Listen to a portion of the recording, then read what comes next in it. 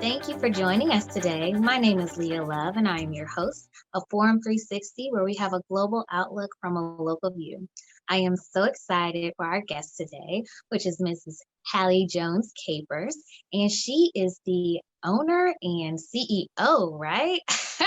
Right. Of her new firm, which is Halle's Engineering and Design. And so, congratulations on that, and thank you so much for being our guest today. Thank you. Excited So, to, today, what'd you say? I'm excited to be here. So today we are going to be talking about redesigning the bar in her steel-toed stilettos. So thank you again for joining us, and tell us a little bit about how you got in the industry and how long you've been in here, and what all you do. Sure. So I started engineering. Well, it all started as a young lady, trying to figure out what I wanted to do when I grow up. And originally, I thought I might be a veterinarian because I love animals. But my father introduced me to engineering when I was in 11th or 12th grade. There wasn't the big push for STEM 30 years ago as there is today. So I really hadn't considered engineering, but I loved math and science. So he talked to me about engineering and introduced me to friends of his who were engineers. And that's how I decided to pursue engineering as a career. We are involved with math and science. We make great money. So that all sounded really pretty good. I decided I wanted to be a civil engineer, which designs roads, bridges, buildings, infrastructure, really exciting projects. So that's what I decided to pursue. And I've been in this business for about 30 years. Oh my goodness. I used to want to be a veterinarian too. And my dad was in CAD design. And so he wanted me to do that. Although I took the other route, I did not go into that. Science and math was not my biggest forte. Okay, we need all types of people out there. Okay, so what are the three service areas that your firm focuses on? So the firm practices are all centered around civil engineering, and there are many different aspects of civil engineering, but the three that we will be focusing on is transportation design. So that's roads, bridges, everything that goes along with the roadway system, your street lights, your traffic signals, your pavement markings, the signs, the utilities underneath the road, all of that. So that's transportation. And then water, wastewater, which deals with clean water and wastewater and the two different systems, and then site design. So basically any building or facility has to have a site gate work. So that's all site design. So those are the three areas that the firm will be Now, focusing how on. did you narrow down and choose these three areas specifically? Because those are the areas that I personally have been involved with over the years. Most of my experience is in transportation design. And then I've also been involved in water, wastewater projects and site design. So that's pretty much how we narrowed it down to those three areas. Okay. So how did you get the courage? A lot of people are like, it's the middle of a pandemic. How did you get the courage to step out and just start your own firm? Yes, we are certainly in the middle of a pandemic, and that's changed how everybody's work. So I am currently in my home office. But the great thing about engineering and civil engineering in particular is that it's almost recession proof. We all need clean water. We all need safe roads and bridges to drive across. So these are things that we all need all the time. So from that aspect, there is work out there in my field. And I decided I've always actually had a dream to have my own business. So that was in my a goal of mine, a dream of mine since college. And the time is just right now. I've been in this business for over 30 years. I have the experience, and there is a climate uh, now where there's a lot of interest in promoting minority businesses, female businesses, small businesses. There are support systems, be it through the Urban League, the Akron Balance Innovation Hub. I am actually part of a program, an incubator program with GPD Group, which is a local, large national engineering company. And so I'm a part of their incubator program to help grow minority businesses. So there are partnerships out there. There's support systems. So the time was just right for me at this time to branch out onto my own. And I also have the support of my former boss and friend, Glenn Stevens, who's also a minority business owner, who encouraged me. And he's been there. He's been through what I'm going through now. So he's a great support system, support for me to branch out onto my own. That's really good because a lot of times we know sometimes people can have different issues and not a lot of people want to help. So when you have those people who can be that really great support system and help you through and get you through those little challenges that you're going to face, that makes a world of difference. Yeah. So congratulations, and it's so great of him to be able to help you on your journey. So tell me this. I know that in speaking about women of color and starting their businesses, and I know your desire is to have more women of color in the room. What does that actually mean to you? It means to, as I've said a number of times and in other venues, that I don't want to be the only Halle in the room. And many times I am. I mean, the only person of color, the only woman. There might be another woman sometimes in the room. But it's just really important to have a diversity of thought, diversity of ideas, and just to have all industries really to reflect the diversity of the community. It's important from an economic standpoint that everybody has an opportunity for a great life, a great career. And I just really want to be a role model and an example for young women, young Black women, young African Americans to aspire to be an engineer. Awesome. Now, in this heavily male dominated industry, how did you maneuver through? How did you power through? How did you continue to let your voice be heard? And I know that sometimes it's a balancing act with staying feminine, but still being very firm. How are you able to accomplish that? Over the years, I've always had to prove myself at each new venue. We'll start all the way back in college. I would sit in the front row and participate in class, raise my hand, and be prepared with my homework and be prepared for the test. So I've always found that the best way to succeed is to be prepared. So many times the teachers might not call on me right away, calling the guys, but then once they realize, oh, she knows what she's doing. So you just want to always be able to contribute.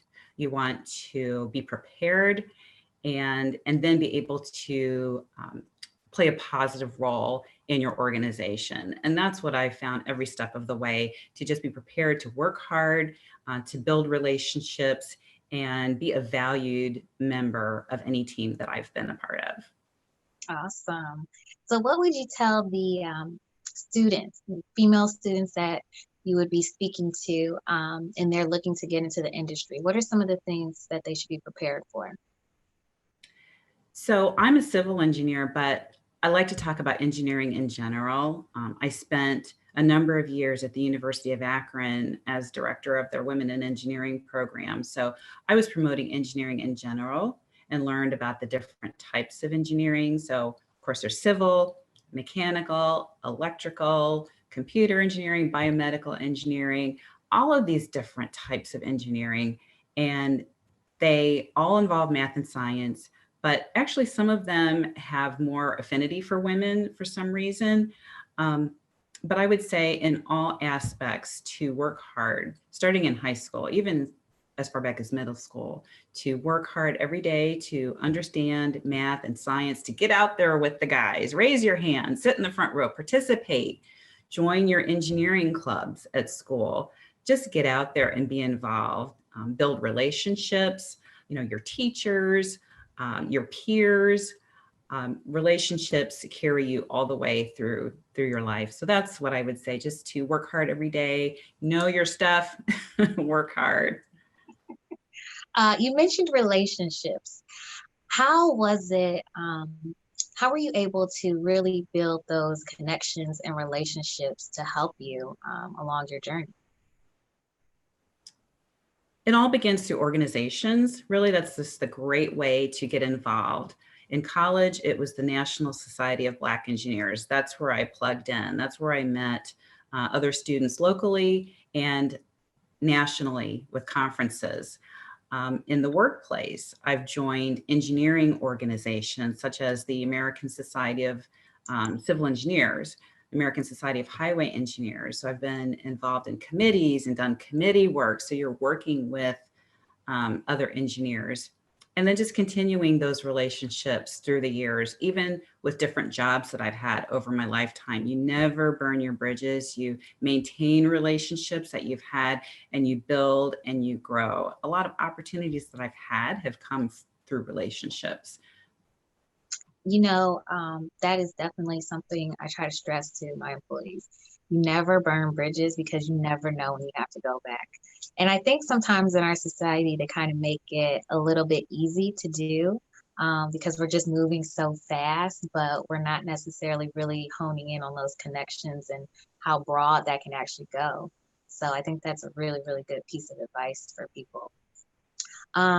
If you are just tuning in and joining us, we are talking to Mrs. Halle Jones Capers, and she is the owner and CEO of Halle's Engineering and Design, and we are talking about redesigning the bar in her steel-toed stilettos. So, in career building, let's say somebody wants to approach somebody as a mentor. How would they, or how would you suggest that they go about doing this? Because I know some people have so many ideas of how to approach somebody, but they're really nervous to do it. Yes. And I've had people approach me in many different ways through LinkedIn, um, through emails, through a personal introduction from somebody, maybe a mutual acquaintance. But I would just say the important thing is just to reach out. You have to take the first step, unless this is somebody that you know personally. Definitely don't be afraid to reach out and make that connection. And a piece of advice that I um, give, as well as try and take to heart myself, because I've had mentors, to make sure that it's a two-way relationship. Make sure that there's something that you can do for your mentor. Maybe you can be on a committee for an organization that they're also a part of. And that's just a great way to learn the industry in general. So just think of it as a two-way relationship that's going to help nurture both of you. Do you have any don'ts that people should make sure that they don't do when trying to build that? Hmm. I would just to make sure that it's a team and ask me about things, but maybe didn't check on see how I was doing, or maybe they saw something that I did and maybe didn't congratulate me, or just make sure that it's a two-way, meaningful relationship both ways. Okay, that's really good advice. Um, what's been the most memorable moment of your career? Hmm. Wow, that's a tough one. I've had a lot of different opportunities, but I would say probably the most exciting thing or things is to see a project done, like to see a road or a bridge that I was a part of that's done. And then later driving over it or driving by it and saying, that's my road, that's my bridge. That's really, really exciting. Awesome. What are some of the roads that you've done? So one of the big ones that I like to point to that I'm really proud of is near Cleveland Hopkins Airport, Brook Park Road Okay. runs east and west, north of the airport. So Cleveland Hopkins Airport, they were extending one of the runways and it extended out into where Brook Park Road was located. So we had to move Brook Park Road up and out of the way. It's near where the Bomber restaurant is located now. We also Okay. realign the 480 ramps, and I was the project manager for the design of that project. So that one's pretty cool. Awesome. That's so exciting. Now, whenever I go to the airport, I'll be thinking of you. Oh, there are so many people that are part of the team, and we all feel that same pride. So. Yeah, that's awesome. Um, What have been some of the educational resources that you have utilized that you felt made a big impact again for your journey? Many of the organizations I'm involved with have workshops where they bring in speakers or talk about projects. So that's really important to stay on top of trends as well as make relationships. So the professional organizations, um, just try and keep up to date with new trends in technology. There's such a push now with GIS, and that wasn't out there when I was, coming out of school 30 years ago. So continuing education, whether it's a course, an online course, or maybe looking back at the university to try and enroll in a course to stay fresh and current with new information and technology. Awesome. And then as a final note, well, actually, I have two final notes. So let's say that somebody is interested in working with you as a future employee. What are some of the characteristics, traits, skills that you're looking for in employees? So I would break that out into two categories. If I'm looking for a new hire, a new graduate, I'm going to be looking at their grades to see how well they performed in school. I'm going to be looking for their organizations, their leadership, their participation, their go-get-itness. And of course, I would be checking professional references. And then for a seasoned employee, I would be looking for somebody who's worked on the types of projects that our company will be involved with. I will be looking for skills in the software that we would be using, such as AutoCAD and MicroStation. And I hope that those individuals would also have the relationships that we've been talking about with our partners and potential clients. What has been the biggest change that you've seen in the industry? Definitely the diversity in the industry is the biggest change that I've seen over the 30 years that I've been in this profession. When I graduated in my civil engineering class, there were 4 women. I was the only African American in my class. So there is a great deal more diversity now. I would like to see more diversity, but that's a fabulous change that we've seen over the years. Again, there are some industries of engineering that have more women than civil engineering, but across the board, there are more and more of us that are coming along. So that's really exciting to see. Awesome. So if you could change that even more, how would you like to see that change in the next 20 years? Oh, definitely in the next 20 years, I would like to see more diversity in the decision-making level. We see more students, diverse students coming along, women and minorities, but we want to see a progression into the leadership levels of the engineering industry. What do you think kind of halts that right now? What kind of helps it? Halts it, like is kind of slowing that? Yeah. Um, hmm. I think again, it's just the relationships to get out there and make relationships and do the best that you can and seek promotions, seek a mentor, find out from that mentor what they had to do to get to the next level. Okay. So tell us a little bit about you personally. What are some of the places that you like to hang out and eat at in the Akron area? Well, I'm a little bit boring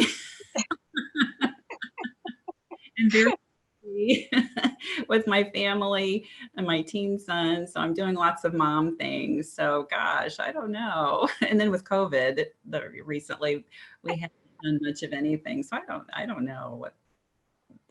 How has that been as a challenge with balancing everything within COVID? Yes, it's been a difficult year for everybody. Um, as I mentioned earlier, I'm working from my home office. Before we started the show, I had to make sure the dog was put away. I even made sure the cat was put away so she wasn't scratching on my office door. Um, when my son was doing school from home, making sure that he was on task, so I'd have to go check on him. So a lot of distractions, being a mom as well as being a professional, but we've all gotten through this challenge and just worked together as a family to get through it, just to be an encouragement to each other. Yeah, I think everybody can definitely echo that same sentiment. I did want to circle back around really quick because we know that, again, this is a male dominated industry.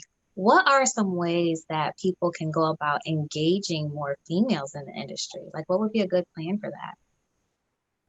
It starts in the middle school and high school ages. Studies have shown that young ladies they excel in math and science through elementary school and then start to taper off in middle school and high school. That interest level wanes a bit, maybe goes to other things, but just to keep an interest in middle school and high school, to let young ladies know and African Americans and minorities know that, hey, this is look to and say, I can be an engineer like Halle is. I can be, just being there to let somebody know, hey, here's an option for you. So I like to go out to schools and speak. I know there are many other engineers that get out there and speak. There's a lot of buzz about STEM now, and it's really exciting. So just continuing to go out there and let young people know that this profession is out here. Awesome. And who were some of the people who really influenced you along the way? I have to, first of all, say my parents. They are both retired educators from the Akron Public School System. So I had that support system. Again, my father introduced me to engineering at the University of Akron. The dean of the College of Engineering at that time, Dr. Lewis Hill, was probably my first mentor and really encouraged me, was a cheerleader. So we stayed in touch the rest of our lives until he passed away. So he was very important in my life. I've had other engineers, other mentors along the way. And again, I mentioned Glenn Stevens earlier has been, a role model and friend as well. And then again, on your personal side, back to that, what's been like your favorite quote that has really helped you along? There's a quote from, I believe it was Shirley Chisholm, where she said, and I don't have the quote right off the top of my head, but it was something to the effect of, if you don't get a seat at the table, pull up a folding chair. Uh-huh. Uh-huh. I always see an image with that online that I used to see all the time with that quote. But and why did that really stick out to you? Because I was not always at the table.